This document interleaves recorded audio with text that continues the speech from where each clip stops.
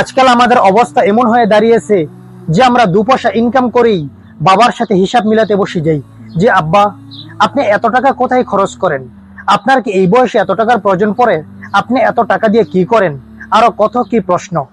অথচ আপনি জানেন রাসূল আকরাম সাল্লাল্লাহু আলাইহি সাল্লাম এমন একটি কথা বলেছেন, যেই কথা আপনার মনে উদিত হওয়া সকল প্রশ্নকে এবং আপনার টাকা উপার্জনের যে আত্ম অহংকার রয়েছে সবকিছু চূর্ণ বিচূর্ণ করে দিবে। হাদিস শরীফে এসেছে, একদা এক সাহাবী রাসূল আকরাম সাল্লাল্লাহু আলাইহি সাল্লামের কাছে এসে বললেন, ইয়া রাসূলুল্লাহ, ইন্না লি মালান ওয়া ওয়ালাদান, আমার সম্পদ এবং সন্তানাদি রয়েছে, ওয়া ইন্না আবি ইউরিদু আইয়াজতাহা মালি, অথচ আমার পিতা আমার সম্পদকে আত্মসাৎ করে ফেলতে চায়, জোরপূর্বক খরচ করে ফেলতে চায়। তখন রাসূল আকরাম সাল্লাল্লাহু আলাইহি সাল্লাম এমন একটি সিদ্ধান্ত নিলেন যা কিয়ামত পর্যন্ত আনেওয়ালা সকল সন্তানদের জন্য সকল সন্তানদের চোখ খুলে দিবে। তিনি বললেন, আংতা ওয়া মালুকা লি আবিক, হে দুনিয়ার সন্তানরা, যারা সামান্য টাকা পয়সার জন্য বাবার সাথে খারাপ আচরণ করো, বাবার সাথে চিল্লাচিল্লি করো, তোমরা কান খুলে শুনে রাখো।